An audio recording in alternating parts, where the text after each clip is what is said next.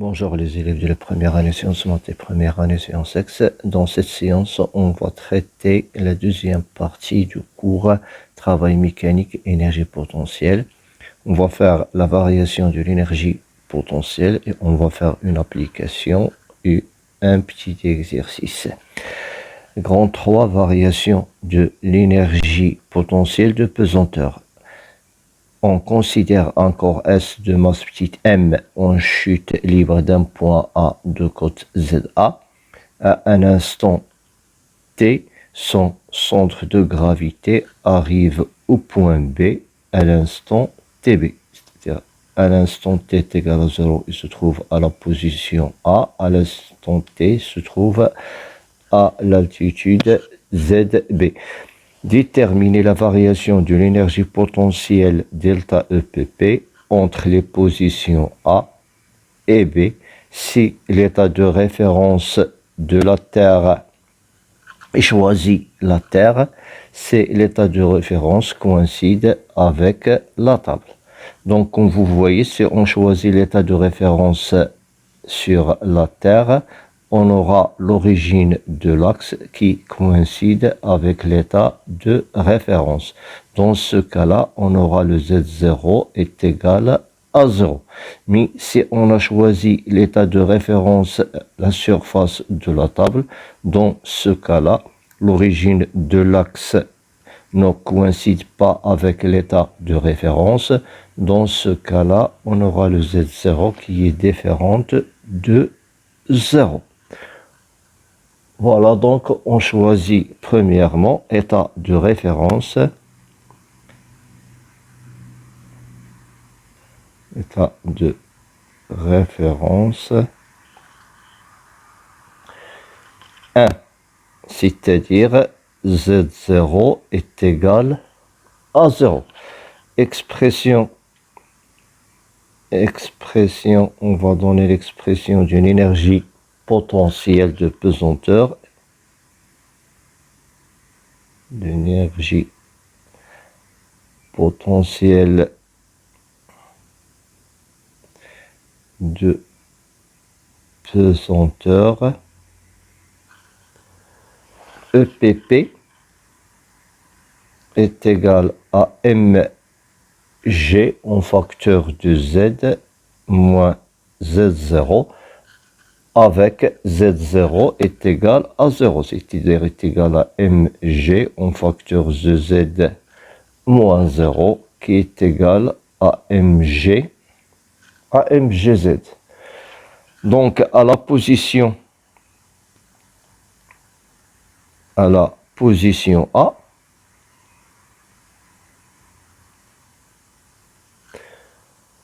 EPPA est égal à mgza. À la position B,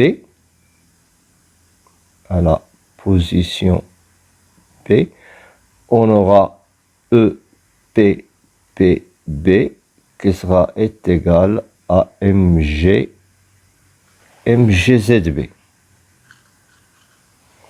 Donc delta EPP, qui est une variable d'une énergie cinétique qui sera égale à EPP à la position B, qui est la position finale, moins EPP à la position A, qui est la position initiale, sera égal à mgzb moins ZA. Voilà, donc on a trouvé l'expression de delta EPP dans le cas où l'état de référence coïncide avec l'axe OZ, c'est-à-dire à la surface de la Terre. Donc, on va la calculer dans l'état de référence 2, état de référence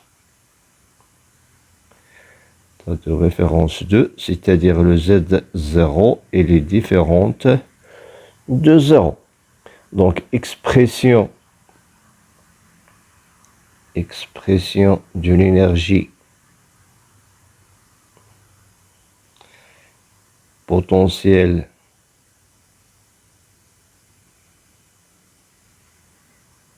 de pesanteur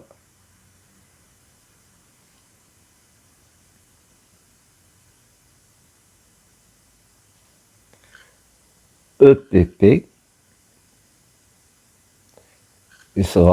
est égal à mg facteur de z moins z0. Dans notre cas, le z0 il est différent à 0. À la position A,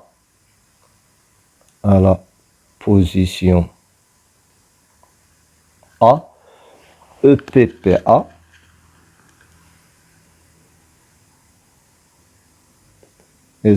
est égal à mg ZA moins Z0. À la position B,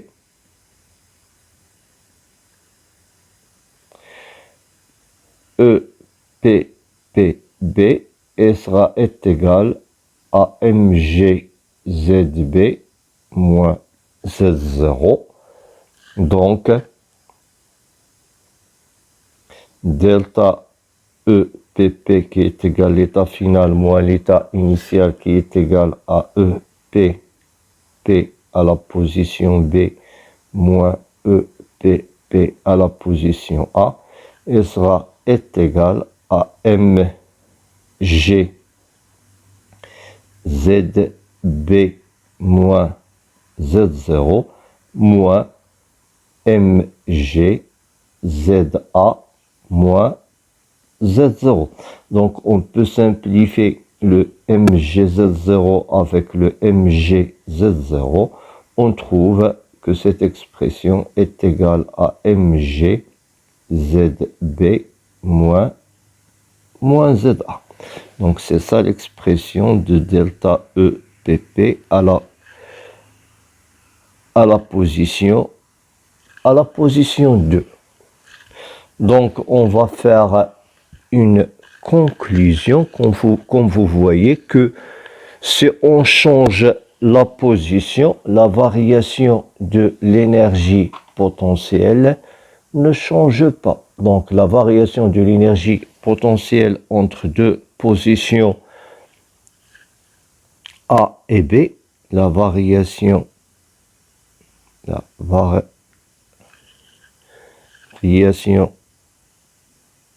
de l'énergie potentielle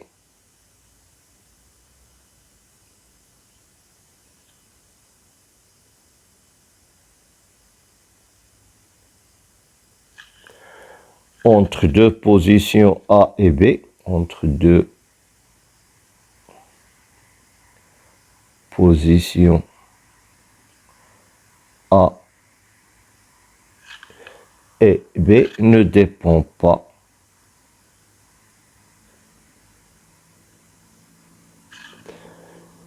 de l'état de référence. C'est-à-dire que sa valeur, elle est toujours constante de l'état de référence.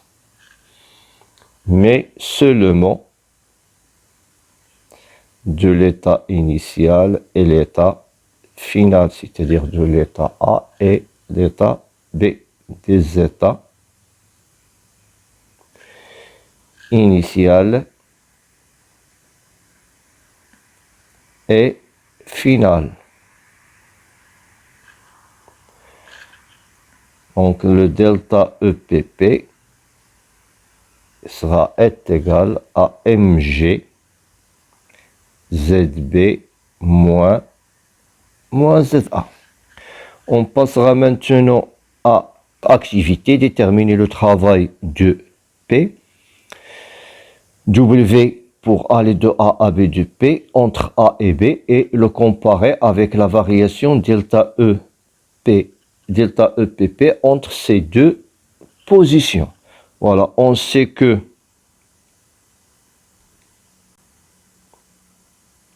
W de P pour aller de la position A vers la position B est égal à moins mg delta Z qui est égal à moins mg dans l'état final c'est ZB moins ZA. Donc si j'introduis le signe moins, il sera égal à MG ZA moins ZB. Donc si je veux faire la comparaison entre delta EPP et delta et le travail de P, on remarque que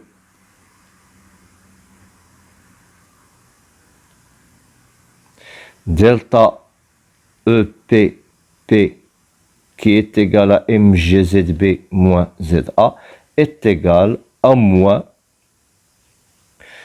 le travail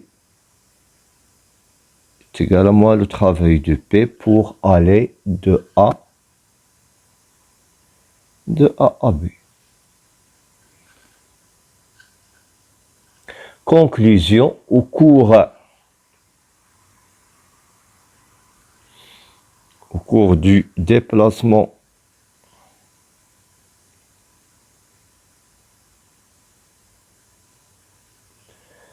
d'un corps solide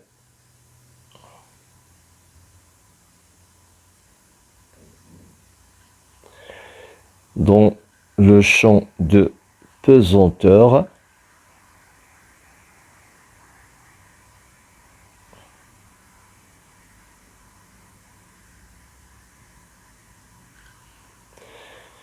la variation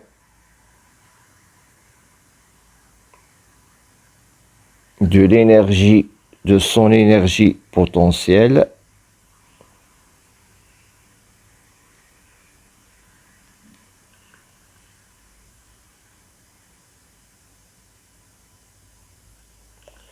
de pesanteur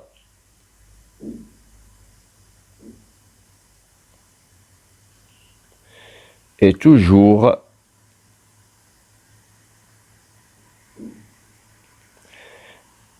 égal à l'opposé, toujours égal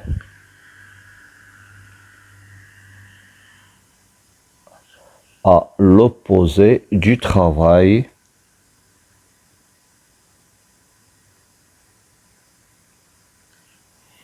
de son poids.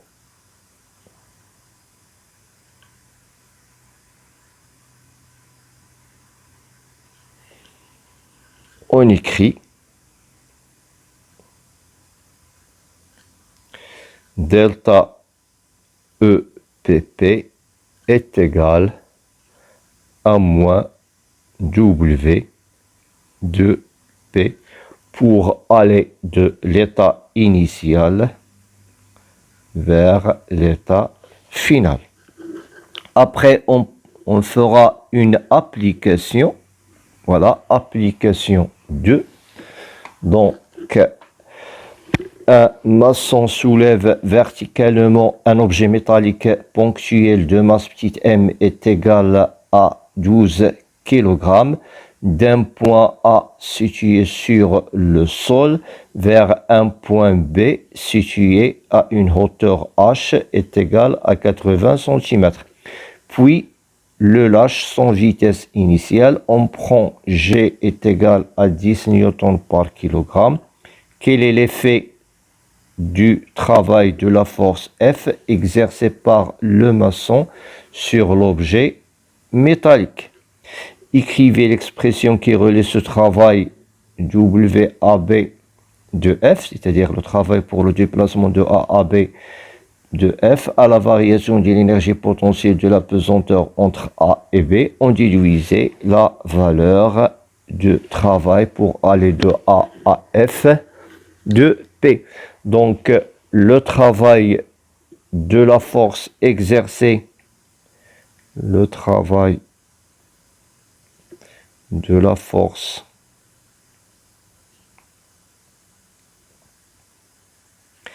exercée par le maçon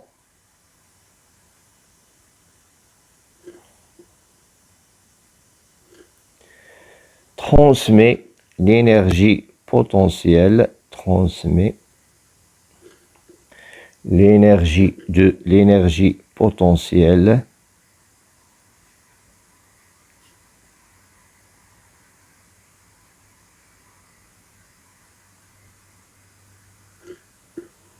de pesanteur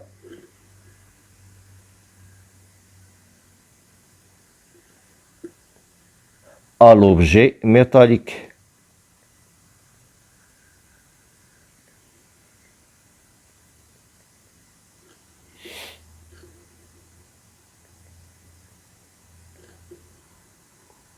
Pour la deuxième question, trouvez l'expression qui relie ce travail WAB à la variation de l'énergie potentielle. Donc la relation, c'est que le travail pour aller de A à B de F serait égal à delta EPP qui est égal à EP P dans la position B moins EPP dans la position A.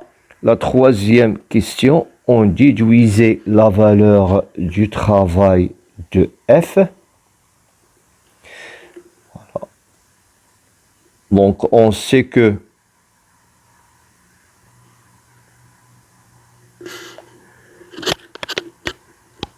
EPP au point à la position B moins EPP à la position A est égal à MGZB moins ZA. Donc le travail de F pour aller de A à B serait égal à MGH. Donc cela implique que le travail de F pour aller de A à B est égal à 12 kg fois la valeur de G qui est égale à 10 fois l'altitude H qui est égale à 0,8. On trouve qu'il est égal à 96 joules. Ok, on passera maintenant à un exercice, le transfert de l'énergie. L'acrobate A est prêt à sauter.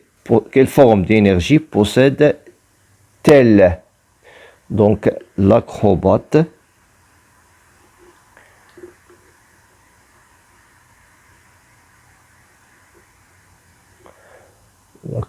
se situe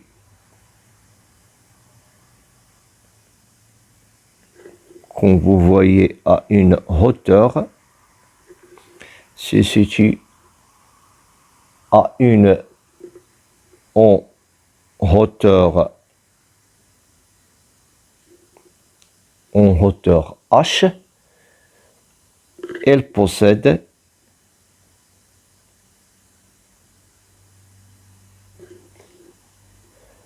donc une énergie potentielle, possède donc une énergie potentielle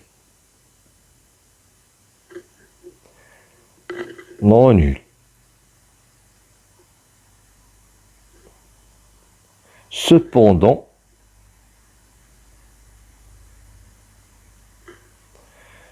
tant qu'il n'a pas sauté,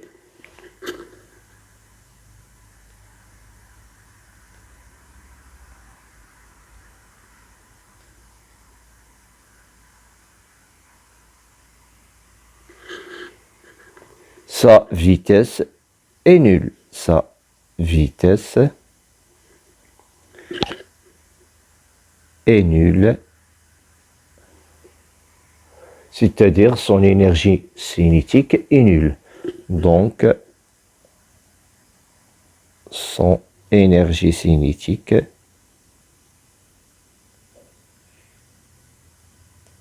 est est nul. On passera maintenant à la question 2. Sous quelle forme se trouvera son énergie lorsqu'il touchera la planche? Donc, l'instant où elle touchera la planche, l'instant où il touchera la planche,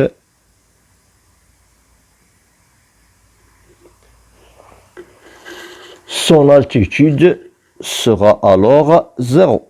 Son altitude, elle va s'annuler, sera alors nul, c'est-à-dire est égal à 0. Donc, son énergie de position, c'est-à-dire son énergie potentielle,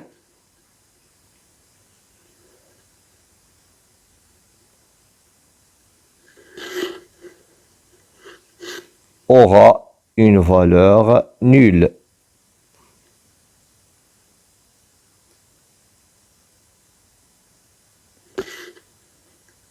Cependant,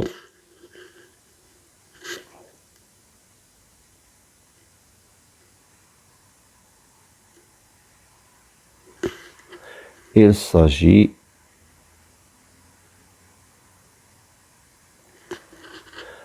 de l'instant où sa vitesse est maximale. Il s'agit de l'instant où sa vitesse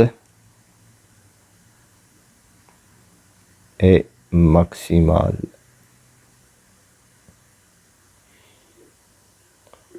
Son énergie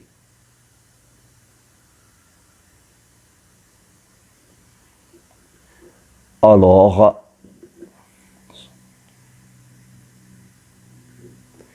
sous forme d'énergie cinétique, sous forme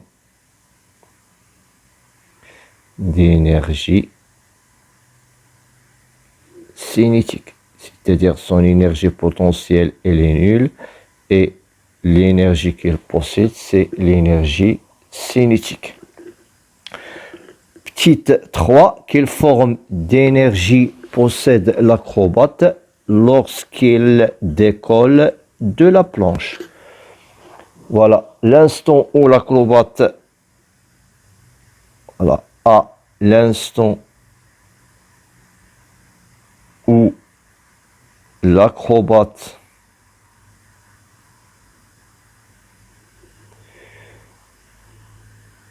B décolle de la planche,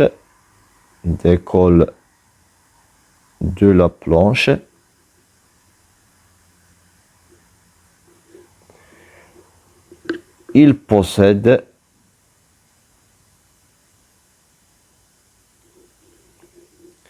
une vitesse maximale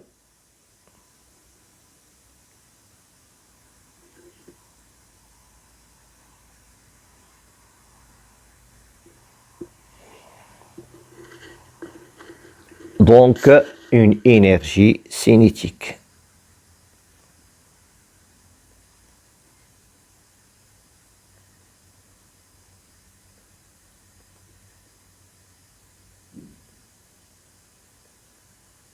Donc on passera à la dernière question. 4. Quelle sera la forme de son énergie lorsqu'il sera au sommet de sa trajectoire? Donc au fur et à mesure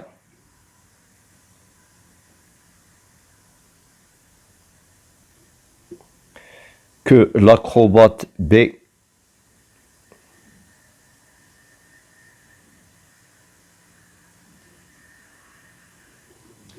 prend en altitude,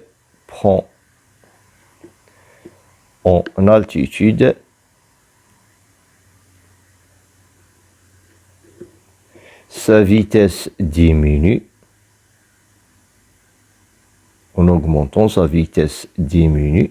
En montant, sa vitesse diminue. Donc, son énergie cinétique diminue. Donc, son énergie cinétique diminue.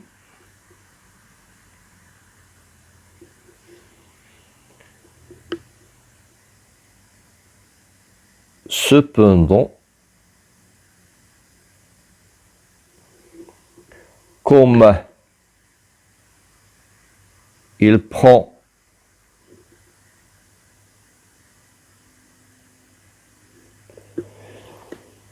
de l'altitude,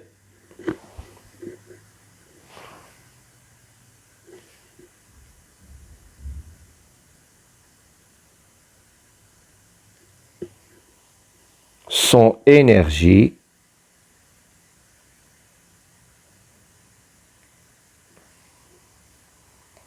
de position augmente, c'est-à-dire énergie de potentiel. Son énergie de position, parenthèse potentiel, augmente.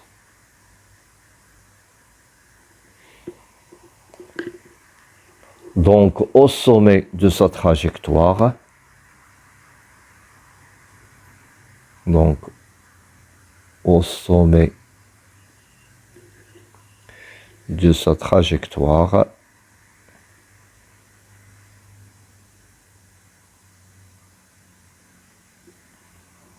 son énergie cinétique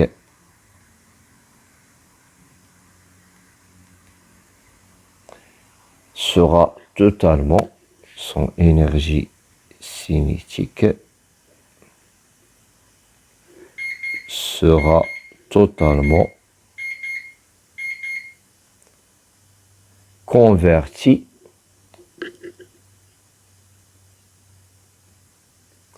en énergie potentielle. Donc, on arrêtera ce cours ici et merci de votre attention.